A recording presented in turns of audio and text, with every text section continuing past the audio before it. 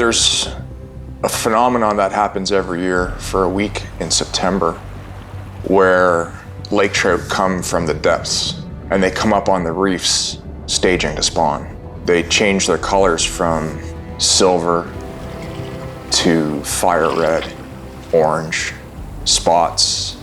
They're aggressive, they're angry. We had the idea to do an exploration trip here in northern Saskatchewan and into the Northwest Territories. In the fall, after the entire lodge was basically shut down, we're fortunate enough to be joined by a friend named Tom. And Tom specifically comes here at this time of year because the fishing is so fantastic. We have a beaver at our disposal. There's 9 million acres of fishable water here. It's a fly fisher's playground. And we have a bunch of guys that are explorers at heart. So we're gonna come up with a plan. And the plan is gonna be, we're gonna pick a lake, we're gonna fly to it, we're gonna find reefs, we're gonna find holes that are 60 plus feet deep, and we're gonna throw flies. We're gonna see what we can come up with. And it's gonna be amazing. That is a fish of a lifetime.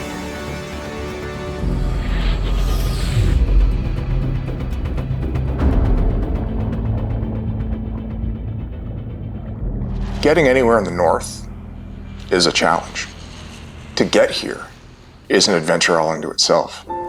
Flew to Toronto, Toronto to Saskatoon, Saskatoon to Stony Rapids, Stony Rapids to Scott Lake Lodge. A number of different forms of transportation, culminating with one of my favorite ways to get around in a float plane. When we jumped in the Beaver and took off, the smell of avgas is just something that once you get it in your nostrils, you crave it because you know it's going to take you places that are pretty wild. It's pretty weird when you walk into a lodge that has basically been abandoned. You know that it has a heartbeat, but it's just not there. And the paths are quiet. The boards are up on the cabins. It feels like a ghost town.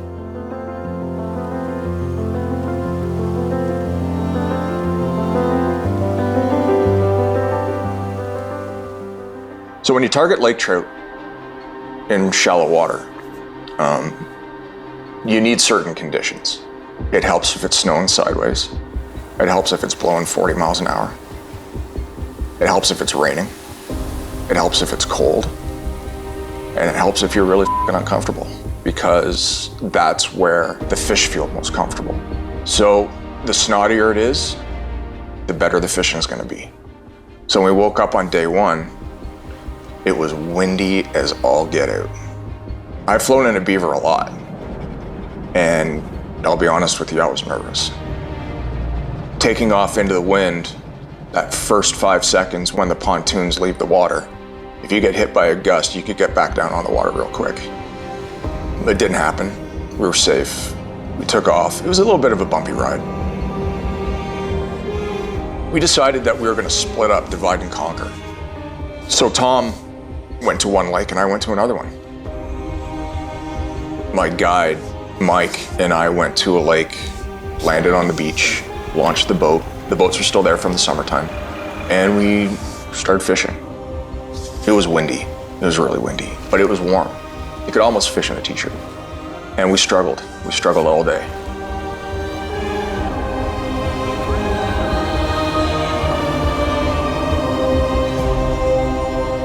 Fish on! Nice work!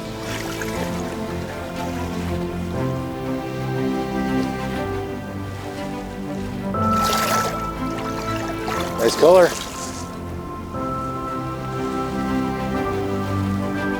The male, right?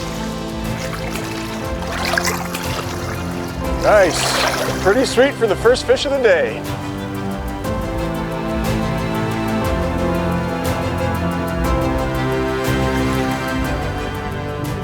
We found some fish, Nice little guy.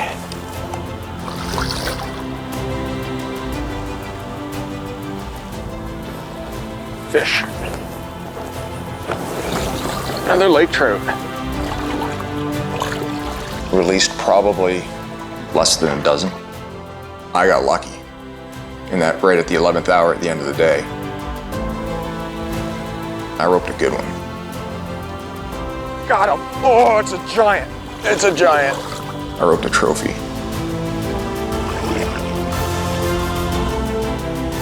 Nice. Woo, are you kidding me right now? An absolute fish of a lifetime.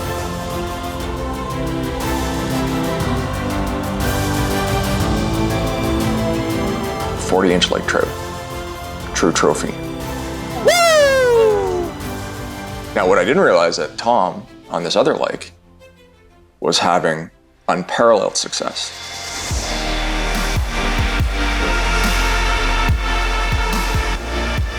Oh, Nice, nice.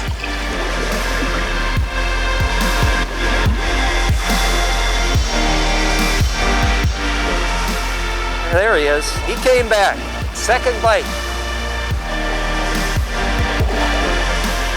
Beauty.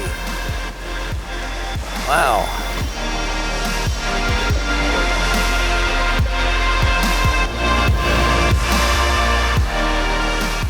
Yeah. He's a good fish, Tom. He's a good fish. Very nice.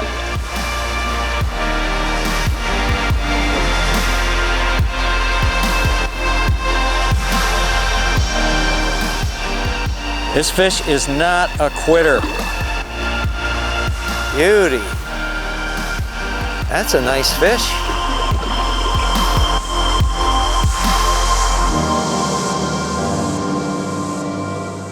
But when we met back at the lodge, there wasn't any stories to tell. It was all about, what are we doing tomorrow? So the next day we decided that we were gonna change things up a little bit. We were gonna fish the same lake, but two very different programs. Tom was gonna go for big northern pike.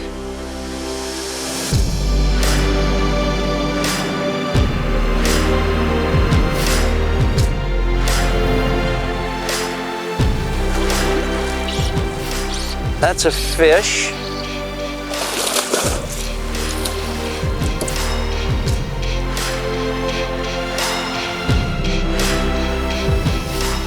I was gonna go to the outflow of the lake and try my hand at some Arctic grayling. And Mike and I beached the boat, walked 5 minutes, and I tied on a stimulator, a big one. First cast.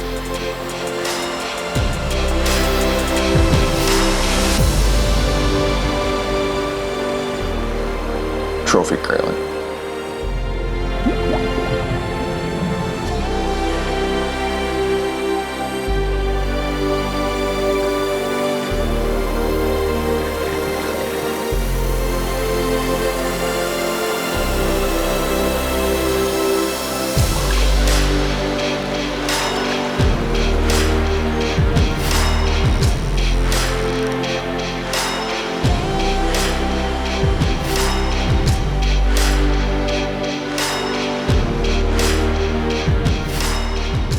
If you've never grayling fished before, put it on your bucket list. So because it was so nice, we decided that we were gonna bail on the lake trout program and target northern pike. So Tom jumped in the beaver and headed off to another lake while I stayed and played. We went into this bay called the Sow's Bed, just a giant, massive body of water. So I put on a large, non-weighted streamer and cast it out. 2 strips, and I locked horns with a good one. what an explosion. Not bad. Not a beautiful fish. Yeah. Beauty fish.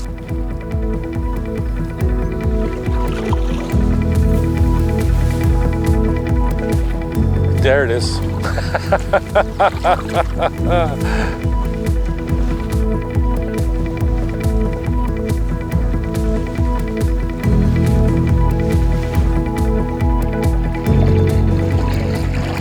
We're in September, water's cold, high sun, no wind. That's good fish. That's a good fish. All right, let's get a little tape on this girl. 41. Dreams All the come way true, through? man. Dreams come true. Absolutely, that's what we do.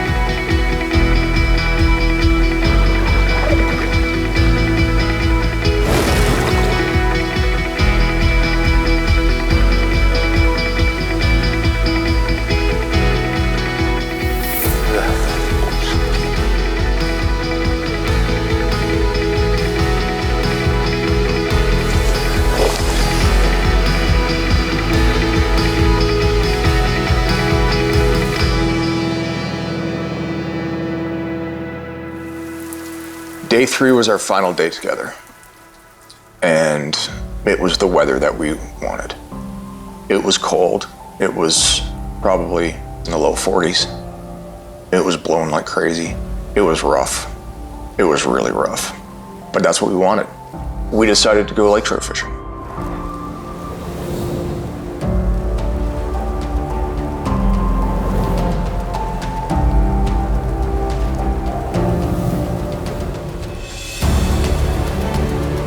I'm not a numbers guy. I don't keep track of the fish that I catch and release, but I'd be shocked if we didn't catch 60 fish that day. All on streamers, all in 2 feet of water. You'd have one chasing your streamer, be 3 coming in behind it. We're using 8s, 9s, 10 weight rods, and they're doubling them over. I've never seen anything like it.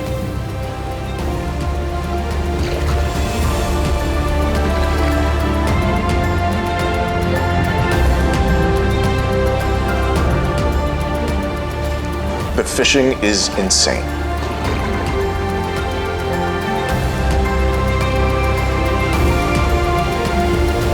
It's a day I'll never forget. The fall time, the shoulder season, has me rethinking my entire fishing year. There's so many more opportunities to be had when the weather turns south. It's all about the adventure.